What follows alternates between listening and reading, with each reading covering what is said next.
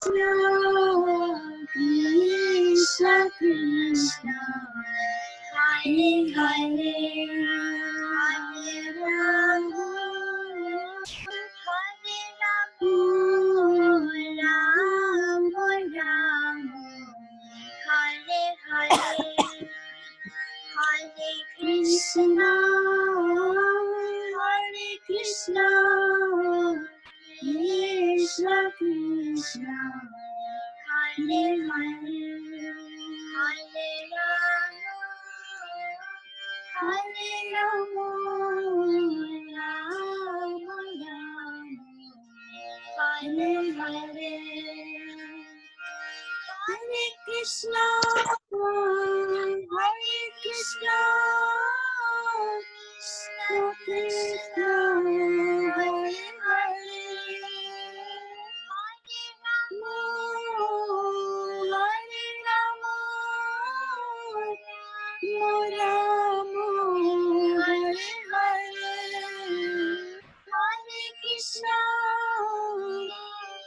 Hare Krishna, Krishna Krishna, Hare Hare, Hare Rama, Hare Rama, Rama Rama, Hare Hare, Hare Krishna, Krishna Krishna Krishna Hare Rama Hare Rama Rama Rama Hare Hare. Hare Krishna, dear devotees, thank you for joining our Bhagavad Gita class this Monday morning, 6th of July. And how are you all? Hare Krishna. Hare Krishna Mataji. Good, good. Very nice to hear voices.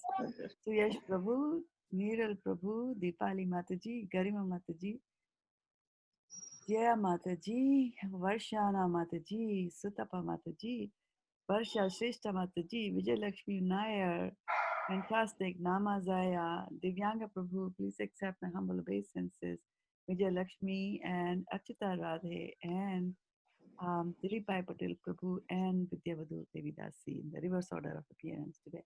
Okay, so are we ready to go further? Yes or yes? Yes. Yes, Mataji. All righty. If you say yes, then we'll get going. So, Suyash Prabhu, you have the reading order while I'm bringing up the Vigyapti Panchika prayers. Can you give us the reading order? Yeah. Please. Oh, okay. Now itself or? Yeah. Give it. I don't think anymore. All right, whatever. It's yours. It's your area. I won't say much. Okay. Sutapa Mataji, Varshana Mataji, Jaya, Jaya Mataji, Suyash, Manasi, Niral Prabhu, Khyati Mataji, Deepal Mataji, Garima Mataji, Priyanka Mataji, Shraddha Mataji. All righty. Okay, let's get going then. And you can see the Vigyapti Panchika prayers, I presume. Yes. Okay. Om Ajnanatimandhasya Jnananjana Shalakaya Chakshurunmilitam Yena Tasmai Shri Gurve Namaha Shri Chaitanya Manobhishtam Sthapitam Yena Bhutale Swayam Rupa Kadamahyam Dadati Swapadantikam Matsamo Nasti Papatma Naparadhi Chakaschana Parihare Vilajame Kim Bhuve Purushottama Yuvatinam Yatha Yuni Yunam Cha Yuvato Yatha Manobhi Ramate Tadvan Mano Me Ramatam Tvai Bhumau Skalitapadanam Bhumirevavalambanam Tvai Jata Paradhanam Tvameva Sharanam Prabhu Govinda Vallabhe Radhe Prarthaye tvam aham sada twadiyam iti janatu govindo mam tvaya saha. Radhe vrindavanatise karunamrita vahini kripaya nij padabja dasya mahyam pradiyata. Okay, let's go with the translations now. Starting with Sutapa Mataji. Yes, Mataji. O Purushottama, no sinner or offender is as bad as I am. How can I describe my shame? Just as the minds of young ladies take pleasure in a young man, and the minds of young men take pleasure in a young woman, kindly let my mind take pleasure in you alone. Hare Krishna. Who goes next? Vaishna Mataji. Vaishana Mataji, unmute yourself.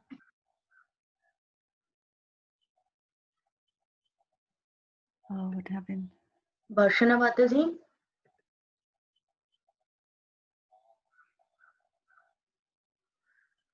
Connecting from India is always a challenge. Oh, she got disconnected, Mataji. Yeah, now she dropped off. Yeah. Okay, go ahead, next person. Okay, I will go. Thank you, Jaya. Just as the ground is the only support for those whose feet have sleep, you alone are the only shelter for those who have offended you. O Srimati Radharani, beloved of Lord Govinda, this is my request. May you and Lord Govinda consider me one of your assistants. Mansi is not here yet. Neeru Prabhu, can you go? O Srimati Radharani, O Queen of Vrindavana, you are a river flowing with the nectar of mercy. Please be kind to me and give me a little service at your lotus feet. Hare Krishna. Hare Krishna, Hare Bol. Okay, so this is the time to do the reflections. Those of you who are watching us on Facebook, you can put your reflections here. And on the Facebook, I'd also like to welcome Bhumi Devi Dasi Mataji. Thank you so much, Mataji, for joining this call. Please accept my humble obeisances. And also obeisances to all the others who have joined us. From the last time I announced the names, we have Preeti Sharma Mataji. We have Chaitanya Priya Mataji also joining us from India. And we have Vishwajit Prabhu and Rama Varma. And Bhakta Max is also with us. All right, so please feel free to share your reflections on Facebook.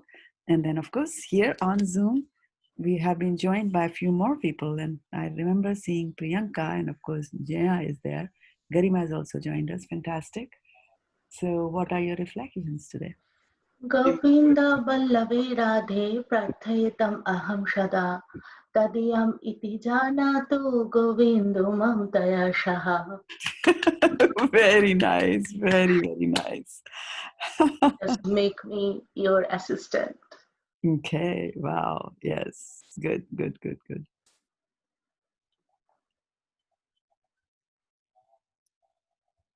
Any other thoughts? I'm the soul surrendered unto you. I'm a soul surrendered unto you. It's a big thing to surrender, right? What do you think you do when you surrender to Krishna? I think, Mataji, that I try to do what is in my capacity, but then I just leave the results up to Krishna and say, like, please, when I say surrender now, that prayer which we do Sakra Prapanno, yes. Sakradeva Parpanno, yes. Sakradeva, Yeah. Yeah, that I'm all yours and use me however you want to. How you want me to use. Okay, so that's one element, okay, of surrender. What else? If a person says that I'm surrendered to Krishna, what are the things that I will make sure that I do in my life? That I'm not. Go ahead, Prabhu. Right, that was it. Always depend on him. Always depend on him. Okay. So what and is not complain about any happiness or distress, or just no complaining. take it as prasadam from Krishna. Everything as prasadam. Okay. And so what is the meaning of depending on Krishna? What does it mean when people say I depend on Krishna? Hare Krishna Mataji, to depend on his will, whatever he wants to do, to be happy in his will. What he wants, we should follow that, not that what we want. Okay. That will be surrender, I feel. No, but the question is Mataji, what is the depend? What does it mean to depend? That's the question. You are right yeah, on the surrender front, but I feel it is like different levels. Like you can depend on him in terms of if you want to even get a certain emotion, or okay, I want to be happy, you have to depend on Krishna. If I want to be okay, I want to get this thing done, okay, I have to depend on devotees or depend on Krishna. Or, I mean, each and every aspect we can think of, okay, and that is called dependence. And we think that he is the only person who can help, not that something that I will do is going to help me. Or because I have to do what I have to do, but it's not that without his mercy, nothing, even a leaf won't be done. So that is true dependence, which I think is tough. Yeah.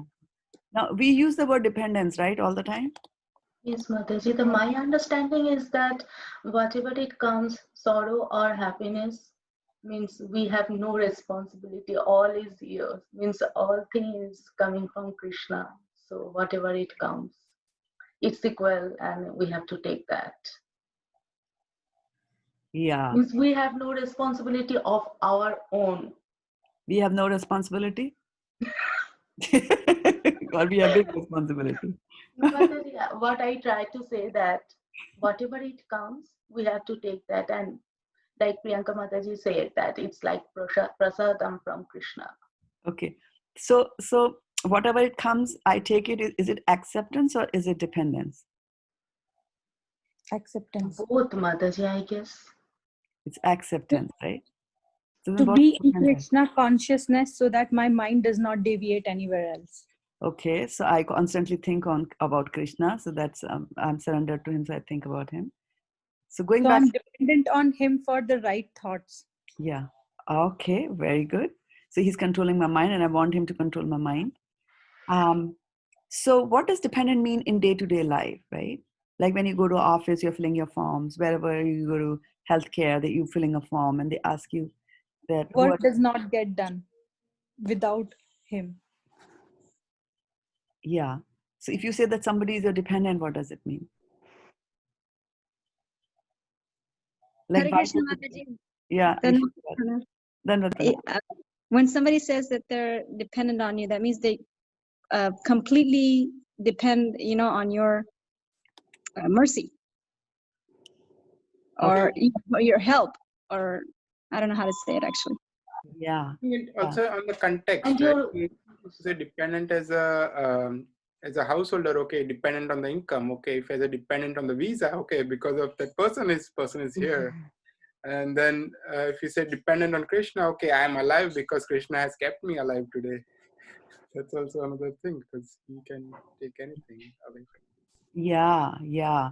So I'm depending, even like we did that little exercise of, who is breathing. So we think that we are breathing, right? Prakritiya kriyamanani guna karmani sarvashaha ahankara vimudatma kartaham iti manyate.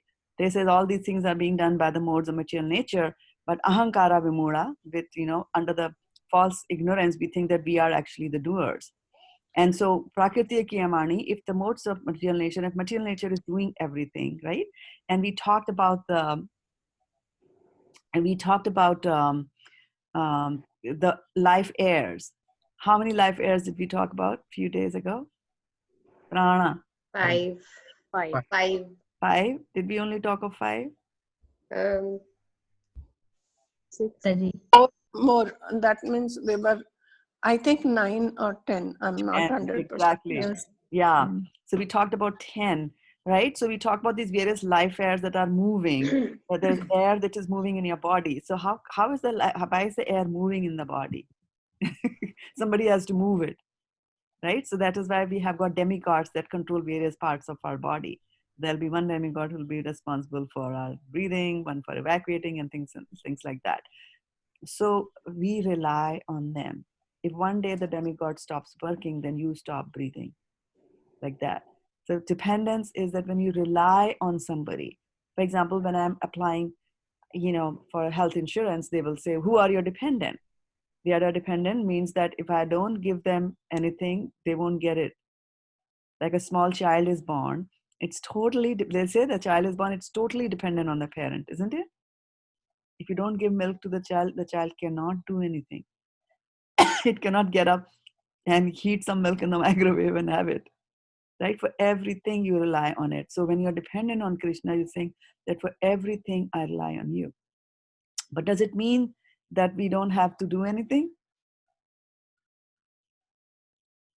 No, Mataji, we have to do our part. Like Yes. God has blessed us with the intelligence and the wisdom. He has given us the working senses also. So we have to work with our hands. We have to use our brain. So to do the work, Mataji, in the morning and in fact in the prayers also, Guru Maharaj Ji had written, if you so desire. I really picked up that I mean, we cannot do anything. God, it is in your hands now, whether he stays or he goes back to Kotet. His Holiness Bhakti Charu Maharaj Ji, he wrote for that in the prayer he had written. If you so desire, like you see, we are depending for everything.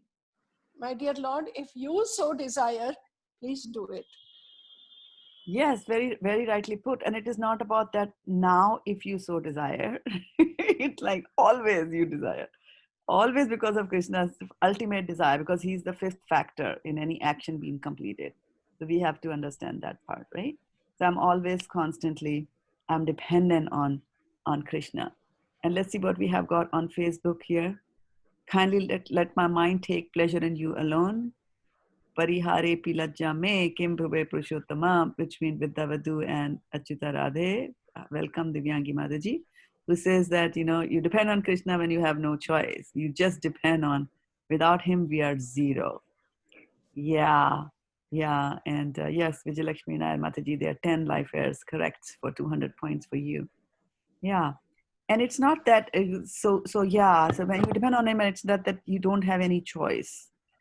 It's not that I depend on Krishna when I don't have any choice. We have to understand this, that we actually don't have a choice. The only choice that we have is that whether I want to take to devotional service or not, and which is a transcendental choice anyway. On the material front, we don't have any choices. Do we have any choices, given the current situation that we are in right now? No, Mother. Right? So we have to understand our helplessness. And so when we say surrender is a loose word, surrender, we kind of lose in the sense that we use it in various ways. But the Shastras define that, there are 6 limbs to surrendering, and that's written in Chaitanya Charitamrita, Madhya Leela 22.100. A very nice number to remember, 22.100, where Chaitanya Mahaprabhu is giving instructions. So is it possible for you to bring that up? So Yash Prabhu? Yes, ma'am. Okay, thank you. So Chaitanya Charitamrita talks about the Madhya Leela. soul. Say that again. Madhya Leela. Madhya Leela. Yes, CC Madhya 22.100. Without Krishna, we are a zero. Yes. Pavitra Renu Mataji, Dandat pranams to you. There we go. Sadhana Ellen Mataji. So good to have you on the call here. Okay. So Mataji, I have a question about Krishna being the Sarva Karana Karanam. So this choice that you're saying that we have, it's really not a choice, right? Because he's the cause of all causes. He's the cause. If we have desire, he's the cause of that desire, no? Yes, he's the cause of you desiring, but what you're going to desire is still your choice. He does not, he's giving you that minute independence, as Prabhupada says. We have a choice. We have a choice. So Mataji, there the free will is coming? Yeah, or only that? Yeah, choice is free will. Free will means choice. And it is only because we're in conditioned state, right? Well, no. Even when we are there, up in the Golok Vrindavan, we have a choice. Free will is always there because Krishna wants us to love him. And up and until we don't have a free will, the definition of love doesn't make any sense, right? Love is something that happens on its own, spontaneously by the other party. We can't force them. And if you're forcing them, then it's not love, right? Love is something that somebody else will do on their own. So towards that extent, Krishna has given us this facility to make our own choices. And then 75% of the souls do make that choice to stay with Krishna, and 25% don't make that choice. And so we are here in this material world like that. Thank you, Mataji. Right? Yeah. And you have to remember this, that the soul is the one who desires. The soul desires it. And then so soul is responsible that way for everything. In that sense, right? That who started it? You started it, like that, right? The soul starts it. And then, of course, other activities will come, the mind will come, the intelligence will come, the gross body will come, actions and all that, you'll try to do that. But then again, the super soul has to sanction it. Upidarshta Anumanta. He's looking at whatever is happening, and then he's also giving you the final okay. And that is why, as Suresh Prabhu said, not a blade of grass moves without the Lord's sanction. Right? It cannot move. Somebody might say, okay, this is this little blade of grass and I'm going to move it so the wind god can come and think that I'm going to move this person, move this little blade of grass. He can blow the wind and so that it can come and, try to move the blade of grass. But at that same time, a cow can come and sit on that grass. So now the wind god cannot move it, right? So you have to see that ultimately the sanction comes from the Lord. And here is the interesting thing, that in Bhagavad Gita, we read about 15.15, the famous verse 15.15, right? What does it say? Just tell me. What does 15.50 say? Anybody remember? Sarvasya, that verse. Sarvasya. Sarvasya chaham hridhi sanivishto matasmitirjnanam apohanam cha vedescha sarverahameva vedya vedanta krit vedavid eva chaham. Very nice. Of course, I know you have the whole chapter memorized. She's our shloka bomb, Yeah, so what does he say? I am seated in everyone's heart, and from me come remembrance, knowledge, and forgetfulness. And forgetfulness, right? By all the Vedas, I am to be known. Indeed, I am the compiler of the Vedanta, and I am the knower of the Vedas. Okay, yeah. So let's stop the share and let's just talk a little bit about what does it mean that Krishna gives you forgetfulness? What does that mean? We forget our past lives. You forget your past lives. Okay, what else? Sorrows. We forget our sorrows. You forget your sorrows. Very good. Also, we forget about that we are part and parcel of Krishna. We forget that we are part of parcel of Krishna. Yeah, so we try to live independently. Right.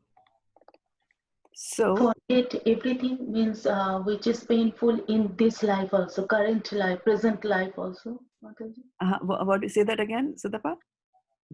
Forget the past in the present life also. The present life also. Yeah, immediate past, not from previous lives. Right. So and we forget that we are spirit souls. Yes, that's the biggest forgetfulness, right? Yes, we forget that we are spirit souls and we are servants of God. We forget that, right? It was an interesting thing that Manasi Mataji brought up, and she said that you forget your sorrows.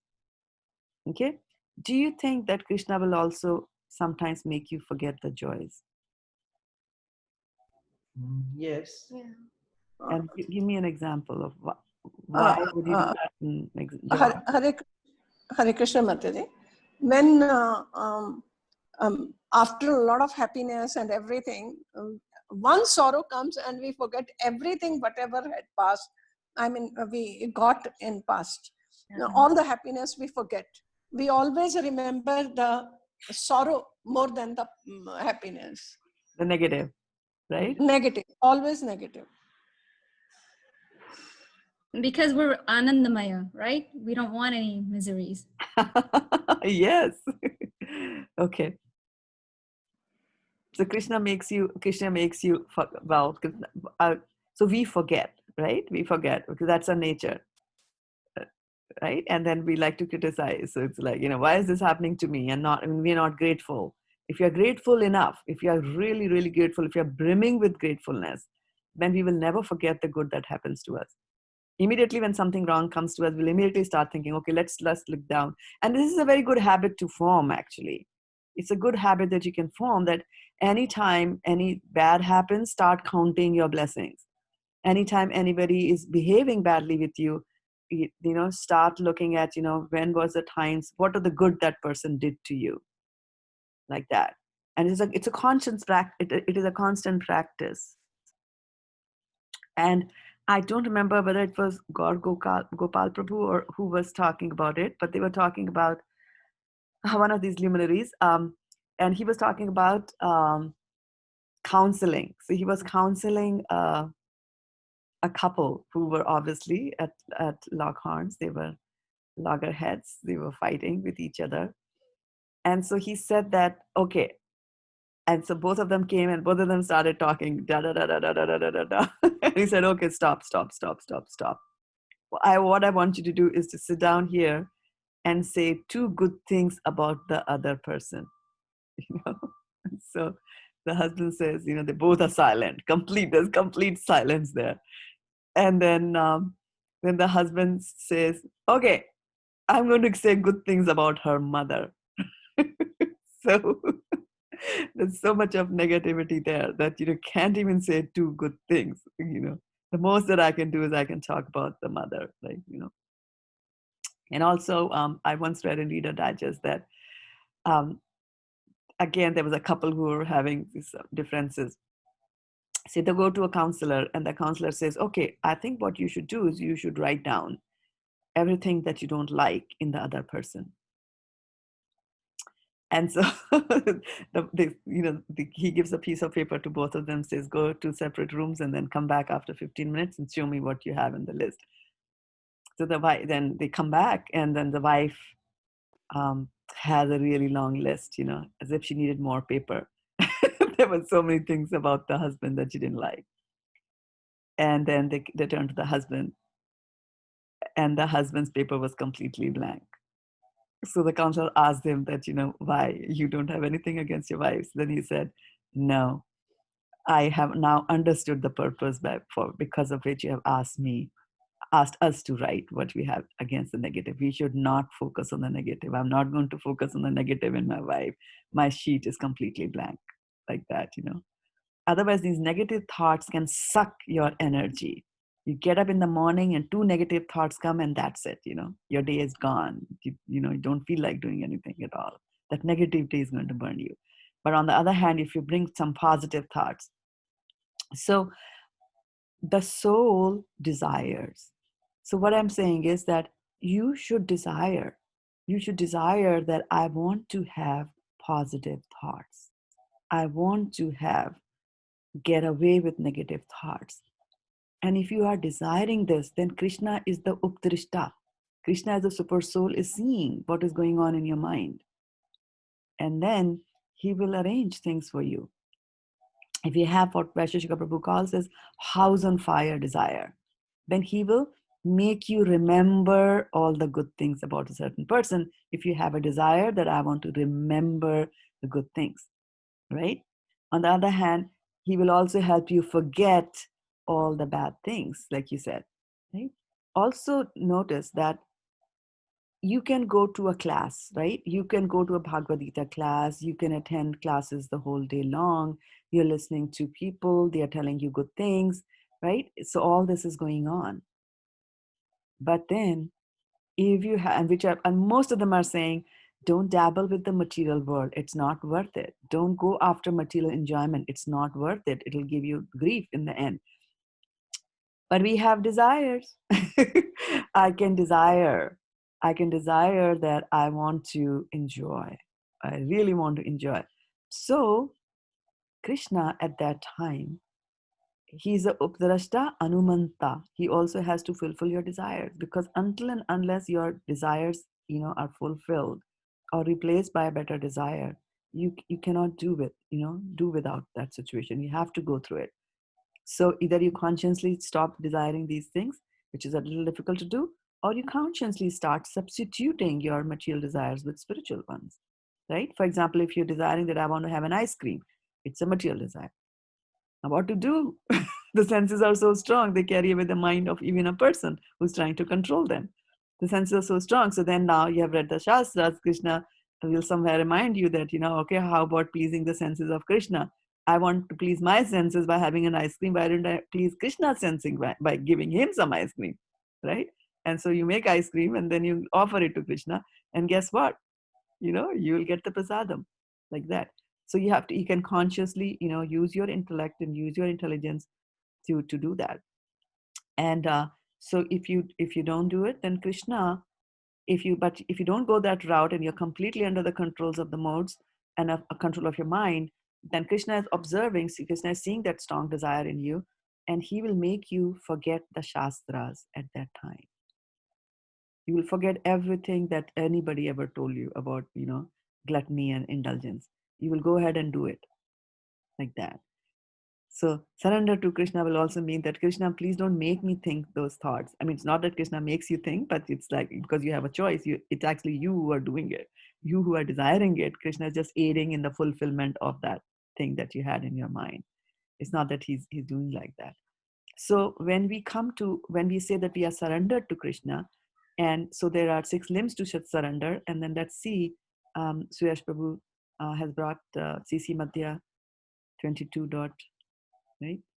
Can you share that with us, Suyash Prabhu? There you go. Anybody wants to read it? Who's next in line for reading? Mataji. Madhani, I have to read, Madhani. Fantastic. Sutapa Madhani read, no? Yes, Mataji, you can go. Yes. अनुकूलयस्य संकल्पः प्रतिकूलस्य वर्जनम् रक्षिष्यति विश्वासो गोप्तृत्वे वर्णं तथा आत्मनिक्षेप कार्पण्ये षड्विधा शरणागतिः. Very nice. Who's giving us the synonyms? I think Mansi Mataji's turn. She didn't read, so. Anukulyasya, of anything that assists devotional service to the Lord. Sankalpa, acceptance.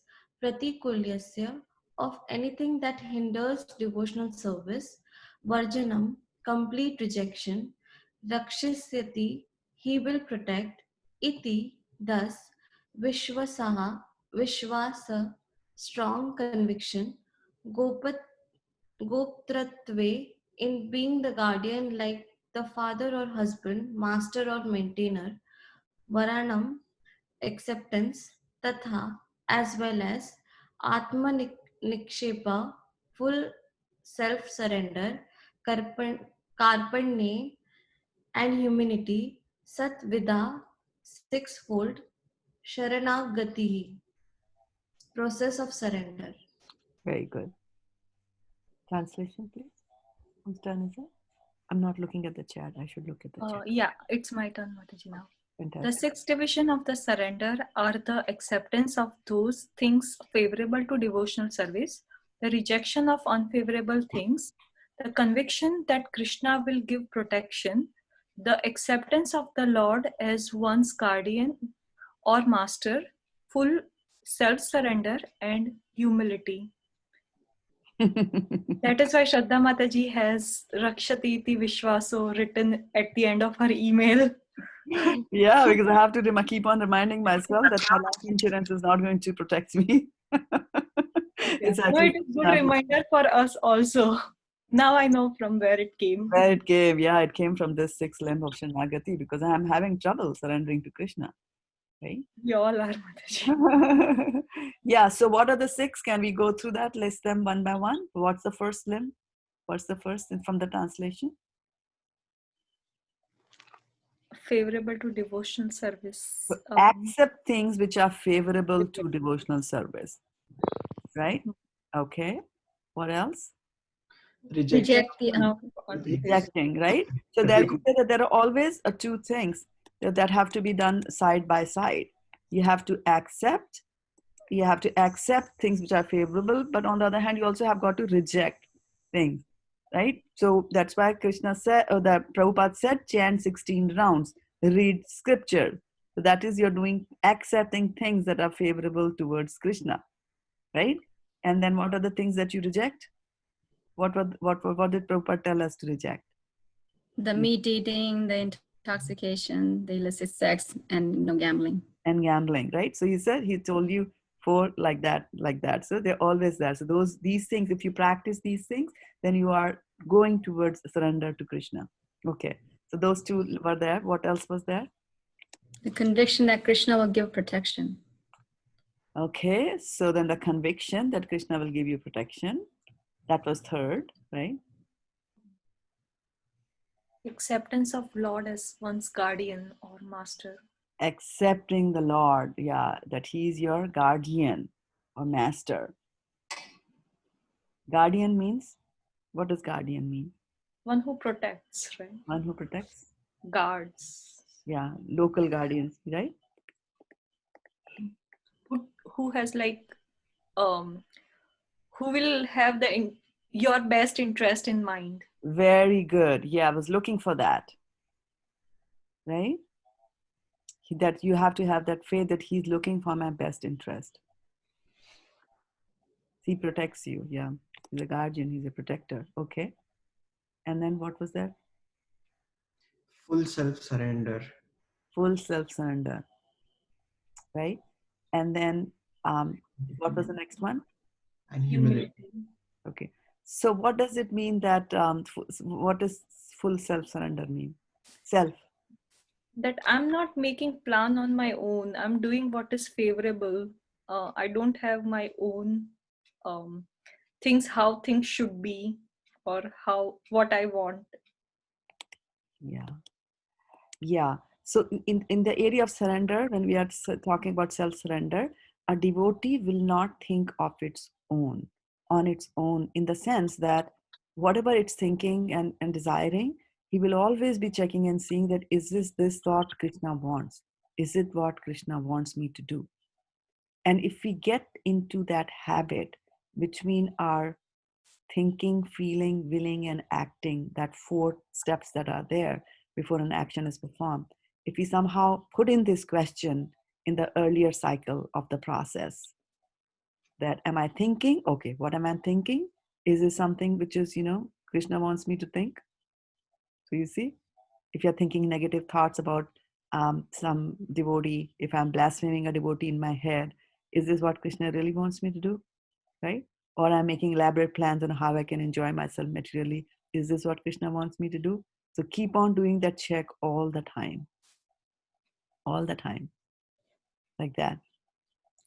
So Mataji, the moment we have to do introspection, that means that we have not completely surrendered yet, right? Like a self-check. Yes. Yeah, it is like bicycling. It's like bicycling. You know, how you sometimes see that some parents sometimes bring their kids, and the kids could be a small 2-year-old toddler to a could be 16, 17, whatever, the child, and they are telling to both.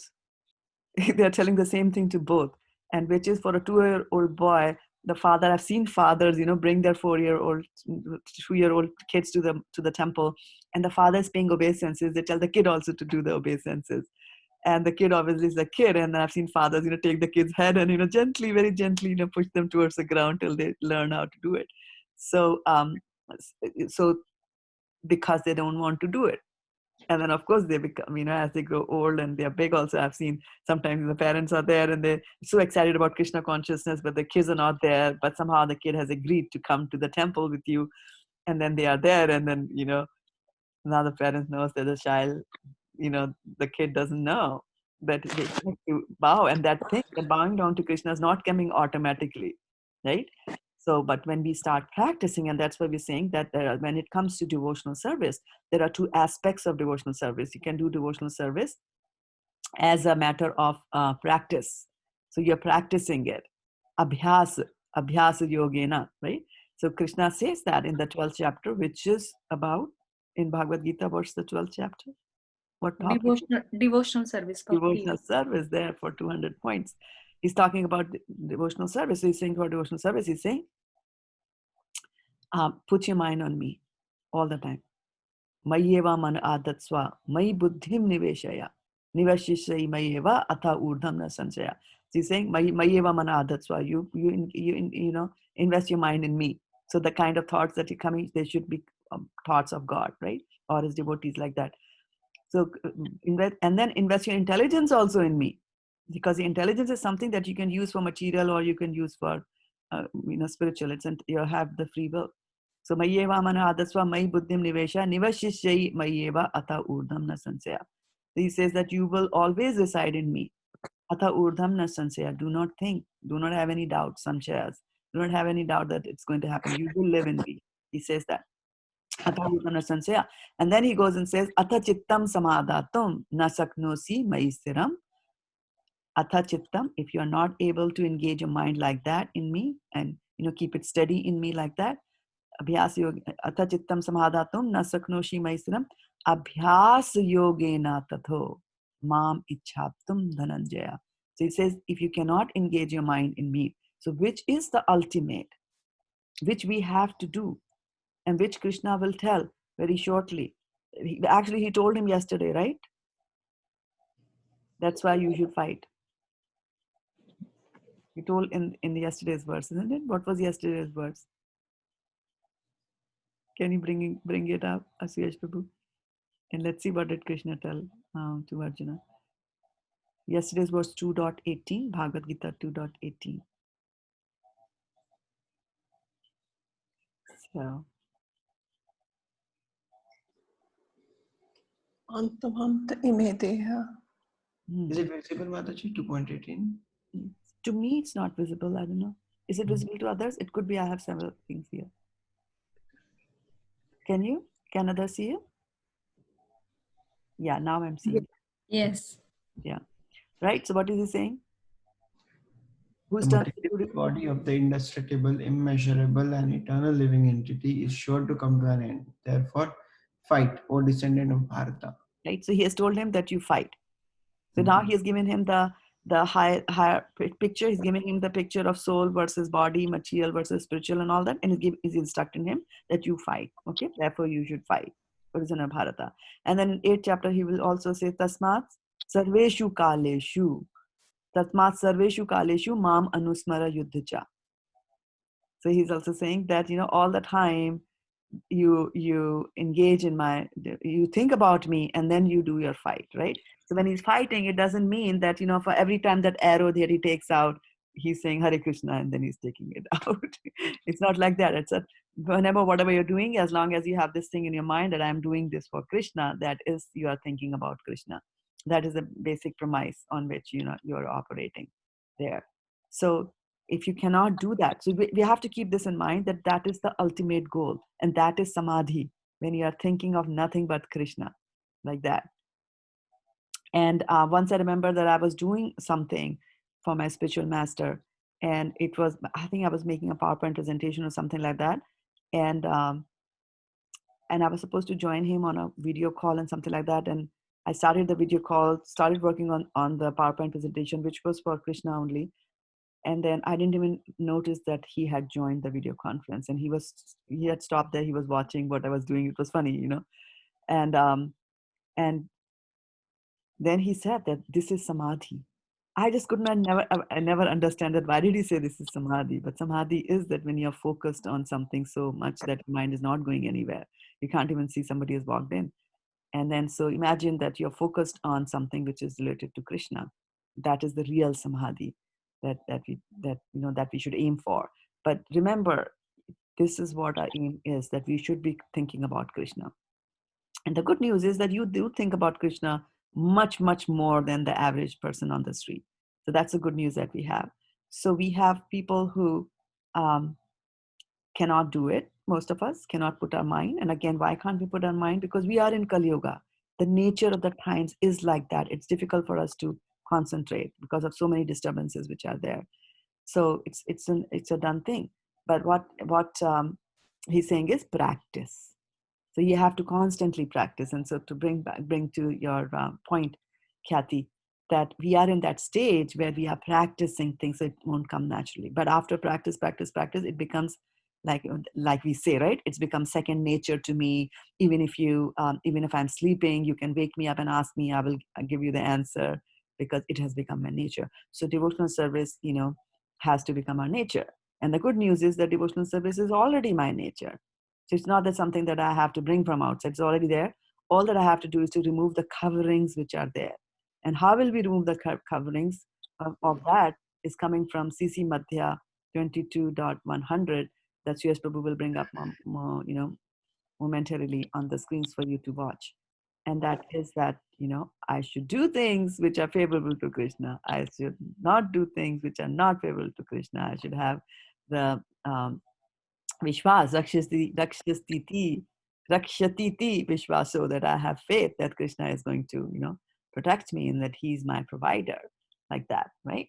And then, what was one more thing? Humility, What is humility? How is humility defined?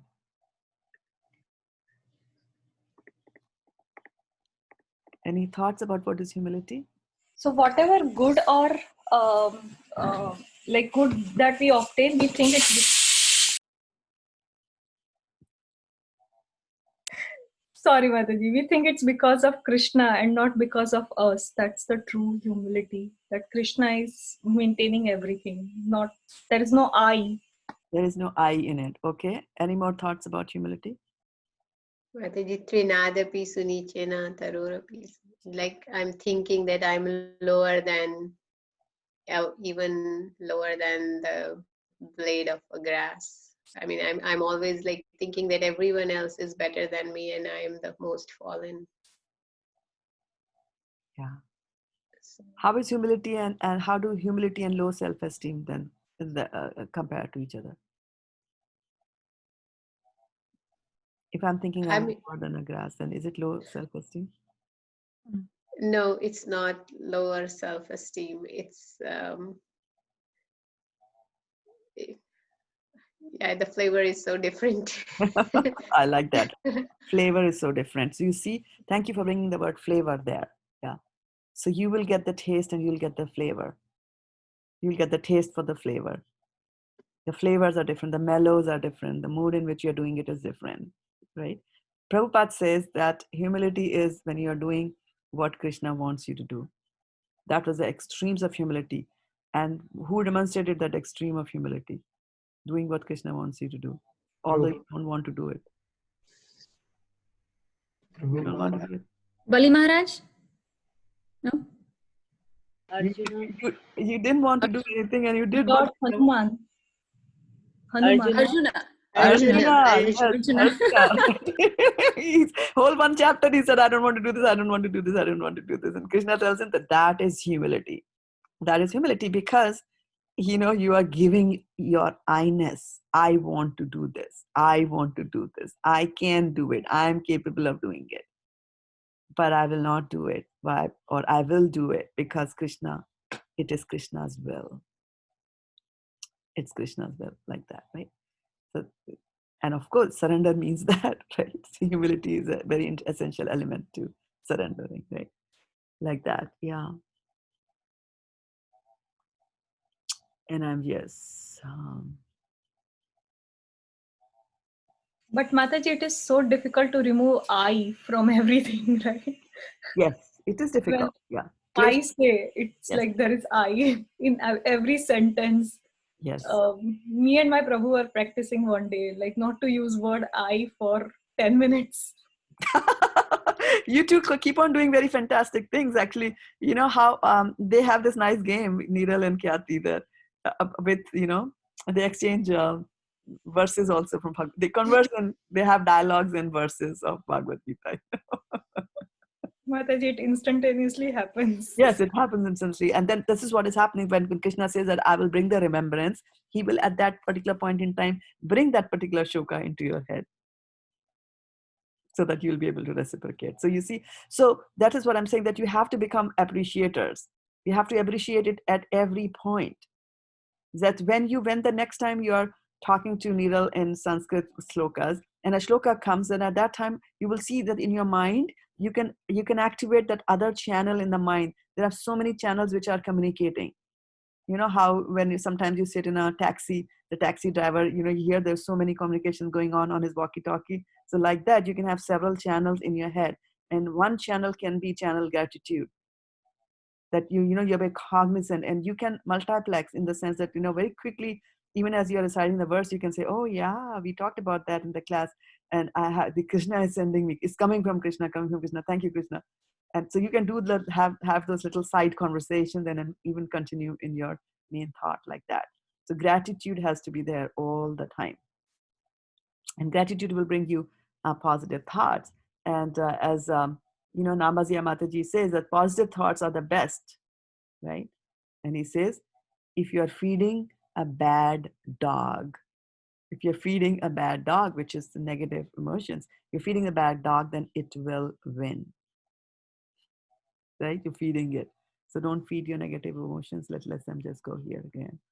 And welcome, Rohit Prabhu and Priya Kishori Mataji. Thank you so much too that you're here. And Rajiv Bansal, Nichtham Prabhu as well. Oh, we have quite a Monday morning. Yeah. So that's what surrender is. So now you see that these prayers which are there, on the face of it, they just look like, okay, this is just some poetry and there's some rhyme and it sounds good and I'll memorize it. But when it comes to applying it, just taking one little thing, like, Tameva Sharanam Prabhu, take me under your shelter, or I'm a soul surrendered to you. What does it mean that I'm a soul surrendered to you? It's like, volumes can be written on Sharanagati, right? Like that. Yeah. Okay. So let's get going with reading from the second chapter of Bhagavad Gita. And who's turn is it to read? Mine. Oh, very good. Deepak, get going. Chapter 2, Contents of the Gita summarized. Text 1. Sanjaya said, seeing Arjuna full of compassion, his mind depressed, his eyes full of tears, Madhusudana Krishna spoke the following words. Text 2. The Supreme Personality of Godhead said, my dear Arjuna, how have these impurities come upon you? They are not at all befitting a man who knows the value of life. They lead not to higher planets but to infamy.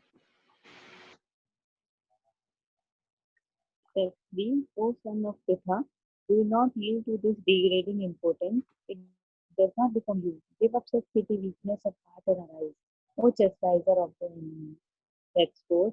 Arjuna said, O killer of enemies, O killer of mother, how can I counteract with arrows in battle men like Bhishma and Drona who are worthy of my worship? Text 5. It would be better to live in this world by begging than to live at the cost of the lives of great souls who are my teachers.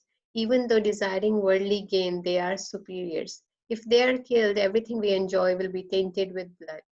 Text 6. Nor do we know which is better, conquering them or being conquered by them. If we killed the sons of Dhritarashtra, we should not care to live. Yet they are now standing before us on the battlefield.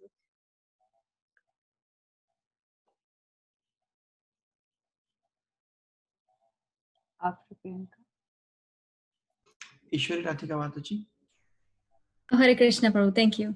Now, text 7. Now I am confused about my duty and have lost all composure because of miserly weakness. In this condition, I am asking you to tell me for certain what is best for me. Now I am your disciple and a soul surrendered unto you. Please instruct me. Text 8. I can find no means to drive away this grief, which is drying up my senses. I will not be able to dispel it even if I win a prosperous, unrivaled kingdom on the earth with sovereignty like the demigods in heaven. Yeah. So before I go to text number 8, I just wanted to point out that you see the word surrender was used in text 7 also when Arjuna is saying that I am a soul surrendered to you. If he's saying he's a soul surrendered to Krishna, then he has to do Anukulasya Varjanam Pratikul, right? Like that. So Pratikul Anukul, he has to do Sankalpa, Pratikulasya Varjanam. So whatever is what Krishna doesn't want, he won't do, but also he has to do what Krishna wants to do. That's why you can make a claim like that. And then he lived up to whatever he had said here, right? So Pratikulasya Varjanam. Okay. So text number 9. Sanjaya said, having spoken thus, Arjuna, chastiser of enemies, told Krishna, Govinda, I shall not fight, and fell silent. So see, here you see, he's saying I'm a surrendered soul, but then he's still thinking that making a decision based on what his thoughts are. He's saying, I'm not going to fight. O descendant, text 10, O descendant of Bharata, at that time Krishna, smiling in the midst of both the armies, spoke the following words to the grief-stricken Arjuna. Text 11. The Supreme Personality of Godhead said, while speaking learned words, you are mourning for what is not worthy of grief.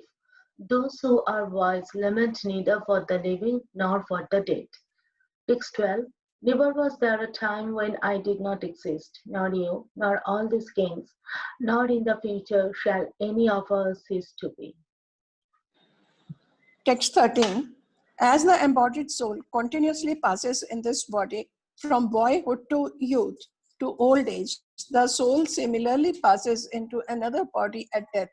A sober person is not bewildered by such a change. Text 14. O son of Kunti, the non-permanent appearance of happiness and distress and their disappearance in due course are like appearance and disappearance of winter and summer seasons. They arise from sense perception, O shine of Bharata, and one must learn to tolerate them without being disturbed. Hare Krishna. Text 15. O best among men, Arjuna, the person who is not disturbed by happiness or distress and is steady in both is certainly eligible for liberation. Text 16. Those who are seer of the truth have concluded that of the non-existent, the material body, there is no endurance, and of the eternal, the soul, there is no change. This they have concluded by studying the nature of both.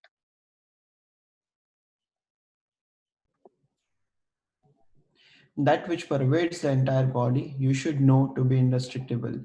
No one is able to destroy that imperishable soul. Text 18. The material body of the indestructible, immeasurable, and eternal living entity is sure to come to an end. Therefore, fight, O descendant of Bharata. Text 19. Neither he who thinks the living entity the slayer, nor he who thinks it slain is in the knowledge. For the self slays not nor is slain. For the soul, there is neither birth nor death at any time. He has not come into being, does not come into being, and will not come into being. He is unborn, eternal, ever existing, and primeval. He is not slain when the body is slain. 21. O Partha, how can a person who knows that the soul is indestructible, eternal, unborn, and immutable kill anyone or cause anyone to kill? As a person puts on a new garment, giving up old ones, the soul similarly accepts the new material bodies, giving up the old and useless ones. Deepal Bhabhi, go ahead. So, text 23. The soul can never be cut into pieces by any weapon, nor burned by fire, nor moistened by water, nor withered by the wind. Text 24. This individual soul is unbreakable and insoluble, and can be neither burnt nor dried. He is everlasting, present everywhere, unchangeable, immovable, and eternally the same. Text 25. It is said that the soul is invisible, inconceivable, and immutable. Knowing this, you should not grieve for the body. Text 26. If, however, you think that the soul or the symptoms of life will always be born and die forever, you still have no reason to lament, O mighty young. Text 27. One who has taken his birth is sure to die, and after death one is sure to take birth again. Therefore, In the unavoidable discharge of your duty, you should not lament. Text 28. All created beings are unmanifest in their beginning, manifest in their interim state, and unmanifest again when annihilated. So what need is there for lamentation? Text 29. Some look on the soul as amazing, some describe him as amazing, and some hear of him as amazing, while others, even after hearing about him, cannot understand him at all. Text 30. O descendant of Bharata, he who dwells in the body can never be slain. Therefore, you need not grieve for any living being. Hare Krishna. Text 31. Considering your specific duty as a Kshatriya, you should know that there is no better engagement for you than fighting on religious principles, and so there is no need for hesitation. Text 32. O Partha, happy are the Kshatriyas to whom such fighting opportunities come unsought, opening for them the doors of the heavenly planets. However, you do not perform your religious duty of fighting, then you will certainly incur sins for neglecting your duties and thus lose your reputation as a fighter. Text 34. People will always speak of your infamy, and for a respectable person, dishonor is worse than death.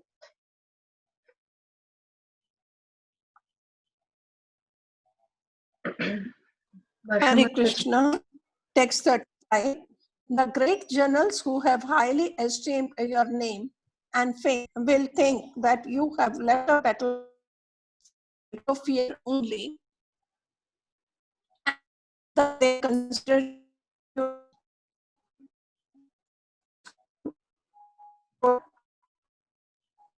Hare Krishna.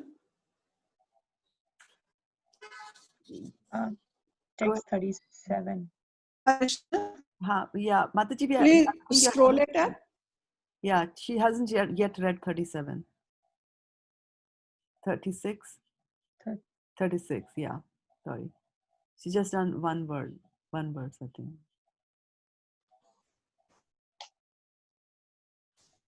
Varshana, you can also read from your book. Yeah, read from your book, text 36. Yes, I read it, but I didn't realize that it got disconnected. Your enemies will describe you in many unkind words and scorn your ability. What could be more painful for you? This was 36. Yes, thank you. Text 37. O son of Kunti, either you will be killed on the battlefield and attain the heavenly planet, or you will conquer and enjoy the earthly kingdom. Therefore, get up with determination and fight. Text 38.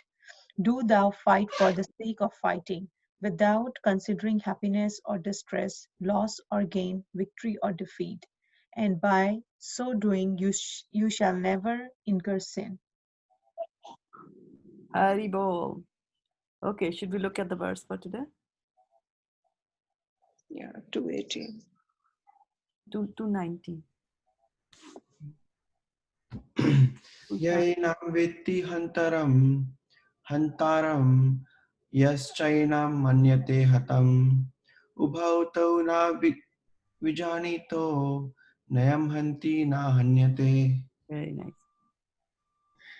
Yeah, anyone who Enam, this, Veti, knows, Hantaram, the killer, Ya, anyone who, Cha, also, Enam, this, Manyate, thinks, Hatam, killed, Ubhau, both, Tau, they, Na, never, Vigyanitaha, are in knowledge, Na, never, I am this, Hanti kills, Na, nor, Hanyate is killed. Neither he who thinks the living entity the slayer, nor he who thinks it is slain is in knowledge, for the self slays not, nor is slain.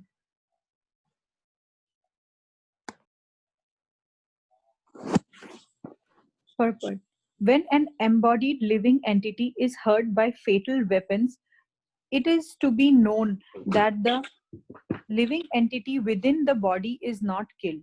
The spirit soul is so small that it impossible to kill him by any material weapon, as will be evident from subsequent verses. Nor is the living entity killable because of this, because of his spiritual constitution. What is killed or is supposed to be killed is the body only. This, however, does not at all encourage killing of the body.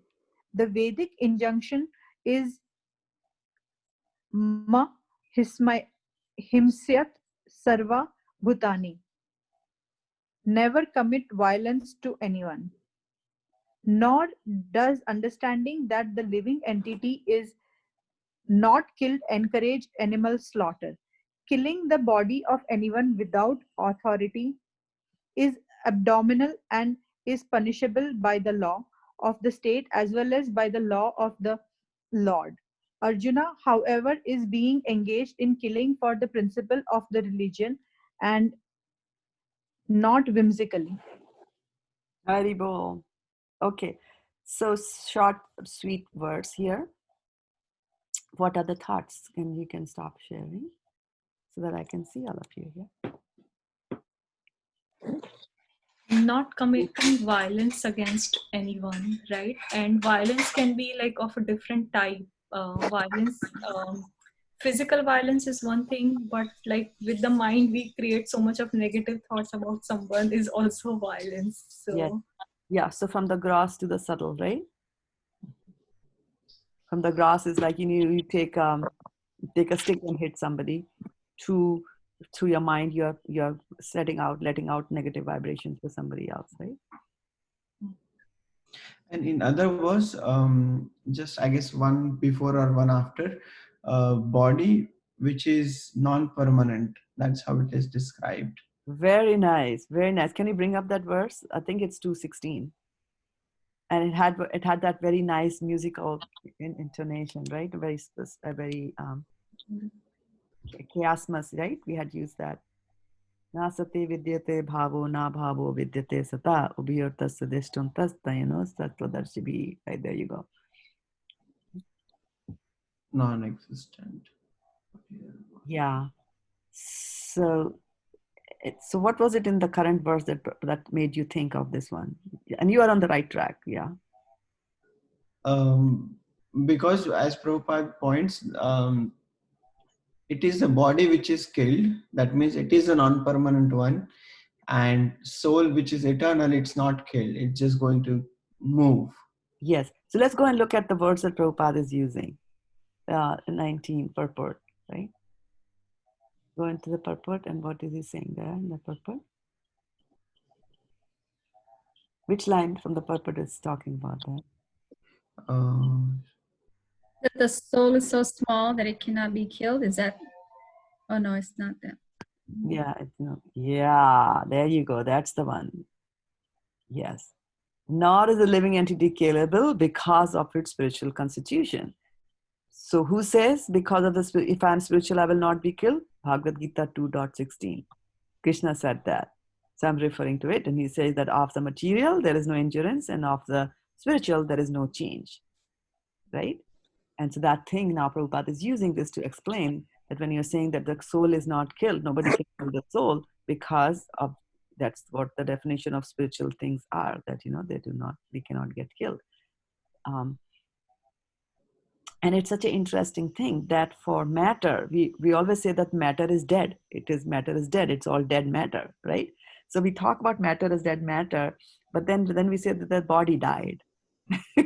So what do you mean that body died? It was already made up of dead matter, right? So it remains dead, in the beginning. And when the soul is there, then it gets animated. It looks like alive to you. And when the soul leaves, it goes back to its own, a state of not being able to do anything. And then, of course, it will rot and things like that. And that's why, Mataji, we have in Hindi and in all our Indian languages, we say, "Oh, gujar gaye." Aisa nahi mar gaye, aisa hardly bolte. Gujar gaye. That means he has left his body. Yeah, he left. Yeah. Utkramantam siddham vapi. Utkramantam means to step out, right? Kram means a step. So utkramantam means you step out of the body. Now, of course, that stepping out is not very easy. For example, if you decide to step out of your house today, you can just open the door and you can walk out, right? But if you have 16 kids in the family and they're all saying, don't go, don't go, don't go, they're catching you and not letting you go, then for you to leave the house and go out through the door is going to be difficult. So similarly, all our attachments are like the kid. They don't allow the soul to leave the body. And because they are pulling, then it's painful. Because the soul is still thinking that I'm the body, so suffering that pain there. Yeah. It's a good point. I wanted to also point out this thing, and that is that what is killed or is supposed, the line right next to it, what is killed or is supposed to be killed is the body only. This, however, does not at all encourage killing of the body. This we have to understand very clearly. That there are laws, there's Krishna's plan. If somebody's soul is in a certain body, no matter how it is behaving and things like that, unless I have to kill them because I'm a military man, or Krishna is standing in front of me and he's saying kill them. Other than that, we are not supposed to kill any embodied being, any, like that, or for self-preservation you can kill. For example, if a lion is coming at you to eat you up, you have a gun, you can fire. Because why? Because you got a human body, and the human body is a rare opportunity to pursue devotional service. So if you're killing an animal to preserve yourself, that's okay. But if you're killing an animal so that you can enjoy eating it, then that's not the right thing to do. But kind of a knowledge that the soul is never killed doesn't give us the license to think along that way, that the soul is not the part of the body, soul is not not going to be cut to pieces, soul never dies, so what's the big deal? It can just leave the body. I can just kill somebody like that. Mataji, what about the bacteria and all? Those are killed, right? In the vegetables. Exactly. I'm eating a sourdough bread. In that there is yeast, which is bacteria. Yes. So that is why some who are very on the extremes will make bread without using yeast, and if some recipe of bread doesn't allow you, then they won't eat it. So it just depends on to which degree do you want to follow it, or are capable of following it, like that. But remember that in this material world, jivo jivasya jivanam. And it was such an interesting thing that Vaisheshika Prabhu brought in the class on Saturday. He just said that, sometimes people, you'll find a lot of good people around you. You look at them, they're the mode of goodness, wearing nice flowing clothes, and, they are eating all, nice things, vegetarian, vegan, and things like that. And you ask them that, what are you? So tell us about you. And they like, I'm a naturalist. I go for the nature. I just enjoy the nature. So they're good people, but they have no concept of God. They're living a nice life, but there's no God in their lives. And so Vaisheshika Prabhu was, commenting on nature and people who say that I'm a nature lover. And so by default, this means that I'm a peaceful person. But he said that look at nature. Nature is not a peaceful thing at all. Not at all. There are hurricanes, there are volcano eruptions, there are earthquakes, there are floods. So these kind of things are happening non-stop, cyclically, again and again, again and again, again and again. And then you are talking about, like, I'm with Mother Nature. So look at the way a lion eats its prey. It's such a bloody affair, right? So there's a lot of gory things going on in the nature. Like you drink a glass of water, there you killed so many bacteria by eating them. So jivo jivasya jivanam, and it says ahastani chastani chapadani apadani chatuspadam. So it says that those who don't have hands become a prey to those who have got hands. Those who don't have legs, or become a victim to those who have four legs. Chapadani chatuspadam, those who have four legs, like that. And that the weak are the prey to the strong. This is how this material world operates. Now, do you want to be here for a long time like that? No. You want to just get out of it like that. So Mother Nature, all these kind of things, are zero unless you attach God to it. It was very interesting thing that Radhikaraman Prabhu once said about rivers. I mean, rivers are held in high respect in India, especially the sacred rivers, right? And rivers are held in high respect in the Western world also. But there is a difference. There's a difference. And the difference is in my mood, as Kathy Mataji was talking about. Priyanka was talking today about it. It's a different mood, it's a different taste, it's a different flavor, is what she used, right? So the flavor of your thoughts, how are they flavored? What are they flavored with? Karmatmaka yena sharira bandhe. So, your thoughts and your actions can get flavored with material desires. So I can go about and sit and spend millions of dollars and make sure that nobody throws any trash in the river. Why? Because I know that my grandkids and great-grandkids and great-great-great-great-grandkids need water.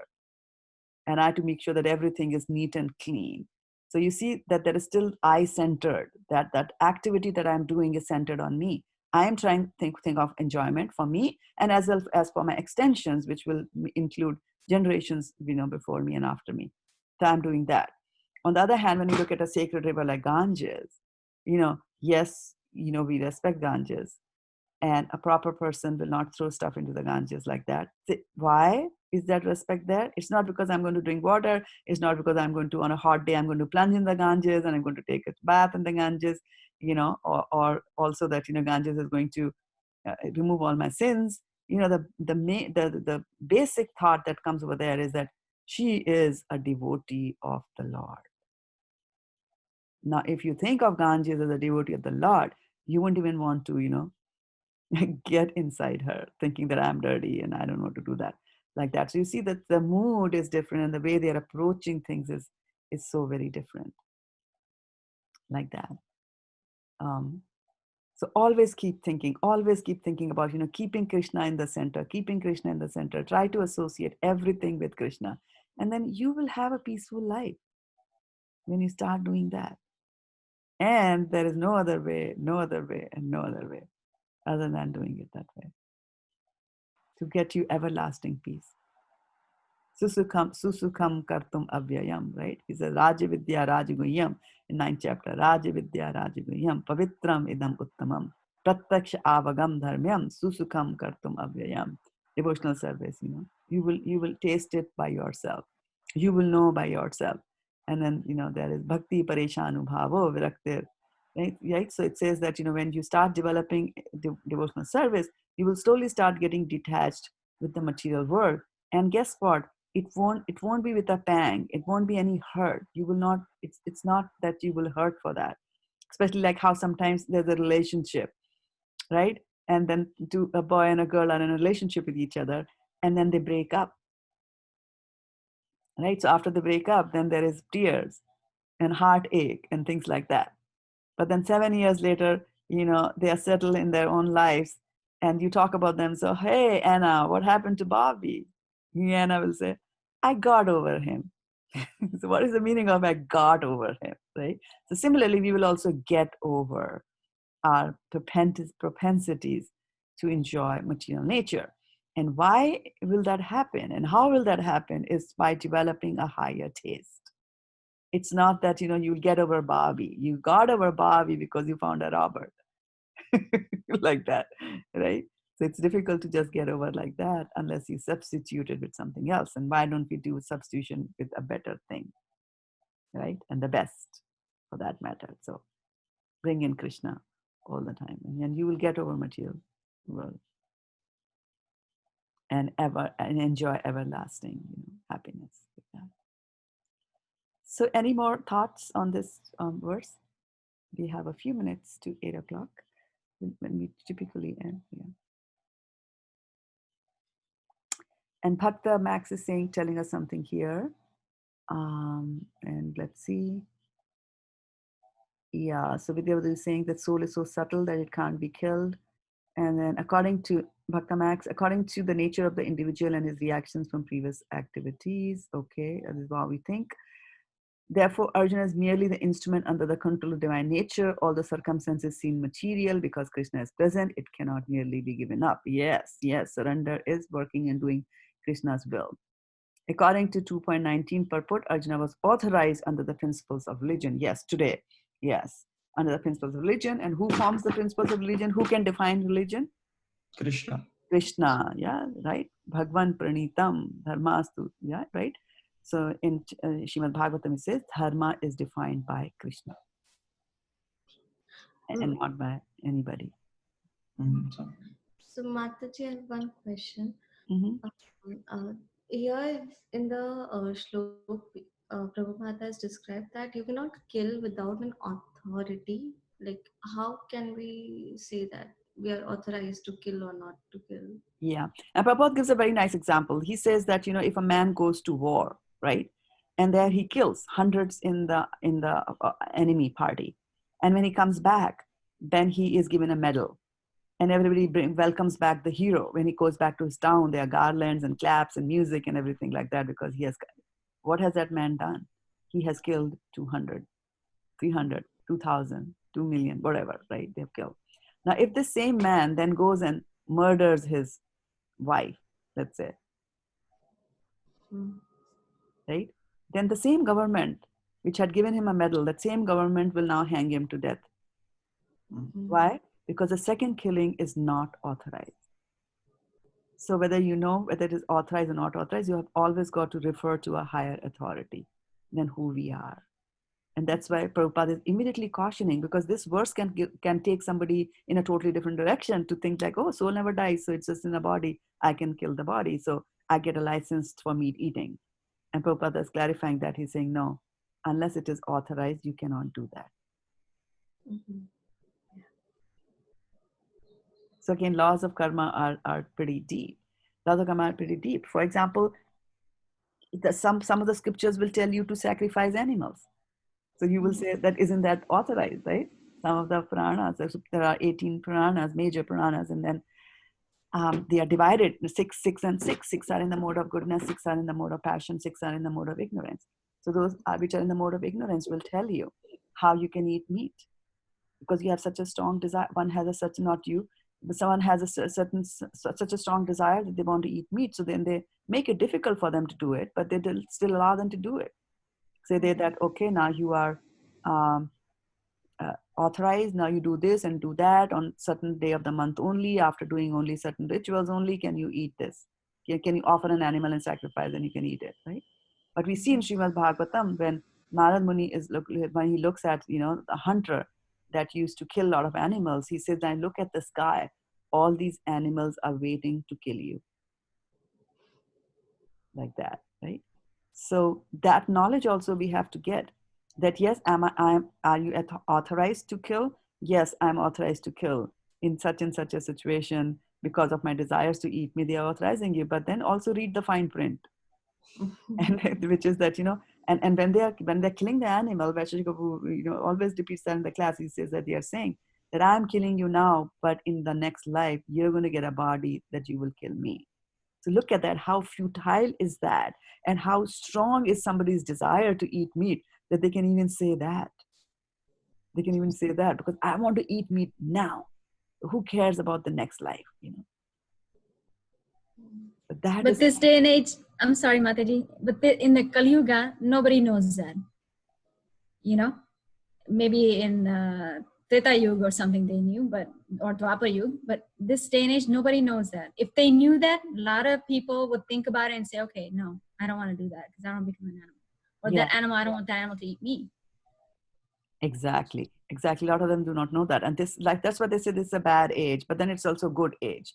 Good in the sense that, by doing devotional service, just by chanting the names of the Lord, you can get freed and go back to Godhead in just one short lifetime.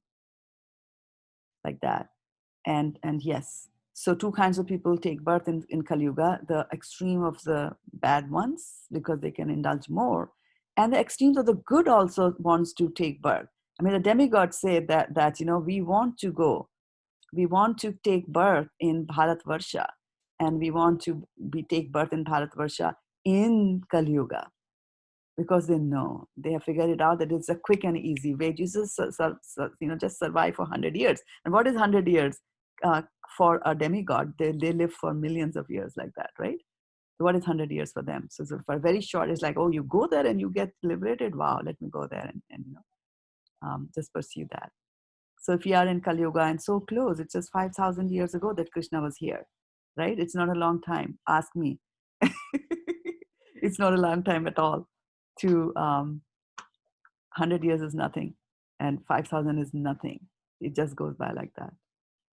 So we have been very close to the time that Krishna is here, and that's why we have such strong things, and we've been born here. And then to bring to your point, and also to emphasize again the importance of, like you said, people don't know. So how will they know? If people in Kali Yuga don't know, how will they know? The devotees can go wake them up. There you go. Devotees have to go wake them up. And that is why we emphasize so much on distributing books, distributing books, distributing books. It's not that we have a target. It's not that we are out to, collect some money. You know with how much difficulty people open their purse and give you money, right? They'll see a Bhagavad Gita, clearly $20 thing, and you will pay, I don't know, $450 or what for a Harry Potter set of books on Amazon. But to give $20 for Bhagavad Gita, you will hesitate a lot. They will hesitate a lot, right? So why should a devotee, and all of you are qualified, you got good degrees. Why should a devotee spend an hour, give a Bhagavad Gita to somebody, and then in the end get, $20 from them? If money was the real reason for engineers and doctors and all these lawyers and all these exalted, accounting people, chartered accountants, all these, fantastic people who are there distributing Srila Prabhupada's book, clearly their reason and the intent is not to make money, because believe me, they can spend 1 hour at work and earn even more like that. Right? Because they know, they have found the value of our scriptures and they want to go up and wake up the sleeping soul. Jeev jago, like that. So you can imagine then their magnanimity that they do that. And they suffer the humility of somebody else saying no to you, like that. It's humbling, Of course, I'm not the body, I'm the soul, but then we still think that, what? They think I'm transparent. They're not even looking at me. I'm waving my hands. I'm waving a Bhagavad Gita. They're just walking straight by me. Well, it's a practice in humility also.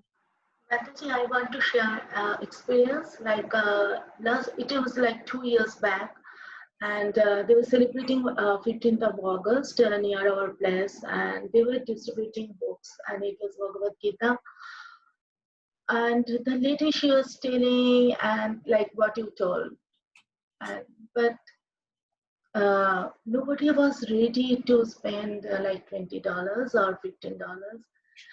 At last she told, okay, give me $1, but please take the book. Then also, Mataji, I was just looking, people were not ready to pay even $1. And extend it a little bit further. Then you say you take it for free. Yes. And they are not willing to take it either. Yeah. They don't want to take it. I'm busy. I have lots of work to do. I'm busy. Chronic disease of mankind, no time. The taste is not there. The desire is not there. And sometimes they have a fear that, just by doing devotional service, they will miss out on so many things. And you can see that, we are dedicated towards Krishna, and we are devoting our lives to Krishna consciousness. It's not that we don't enjoy. We enjoy even more. Isn't it? Yes, this is the real pleasure in life. Real pleasure, and they don't know. People don't know, and that's why you feel bad. Like, this is the pleasure. This is the pleasure. Hare Krishna, Mataji. I just want to ask you, Mataji, this verse, I just wanted to know the translation. Like you say, you sometimes do it word by word. Can you spend little time and tell me? Somehow I'm able to 19. Not able to understand the translation properly. Okay, so let's see which part that you don't, you're having difficulties with. Let's bring that up. I don't know whether US Prabhu is there. Oh, he's there. Okay, good. Okay. Yeah, he's going to bring it up. Yeah. Ooh, I love that Bhav Sagar that you have there on your desktop. Okay. So Yaha means anyone, right? Taking that one by one. Yeah. Yaha means anyone who. Yeah. Enam, this. So they are talking about this soul. right? This means referring to the soul. Veti is to know, right? Veti, the word Veti comes from Veda, right? Veda means to know, right? Knowledge. So Veti knows. Hantaram is the killer. Right? Hantaram. Yes, Mataji. Yaha is anyone who. Cha also. Enam, this again talking about the soul. So he's saying that anyone who thinks that the soul is the killer. That's the first part. And then also, enam, again to this, manyate thinks hatam. So then he's saying that either anyone who thinks that this soul is the killer, and also anyone who thinks that the soul is killed. Hatam is killed. Right? Hatam. Ubhau, both of them. Oh. Both of them means the one who thinks the soul is the killer as well as one who thinks that the soul is killed. He says both of them. Tau means they, right? Both of them. Na, never. Vijanita, they are not in knowledge. They do not know the right knowledge. Vijanita. Yes, Mataji. Na, never. Ayam is this, again, this soul. So Buddha is saying that both of them are not in knowledge. Why? Because this soul does not kill and is also not killed. Like that.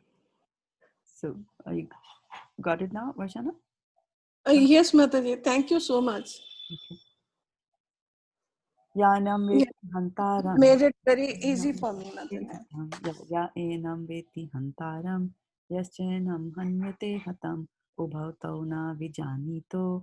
Nayam hanti na hanyate. Okay. Thank you so much, Mataji. You're welcome. You're welcome. Take care. Okay, so it's past 8 o'clock. Time for those who are working to go to work. And thank you so much, all of you, for joining the call on Zoom as well as here on Facebook. Have a fantastic day. Remember Krishna and surrender to Him wherever possible. Have a lot of gratitude. Look for positive things always in your life. And always remember today's verse that the soul is not killed and cannot be killed. And also it says the soul does not kill. Remember this part, that when the soul desires to eat meat, then soul does kill. Right? That way.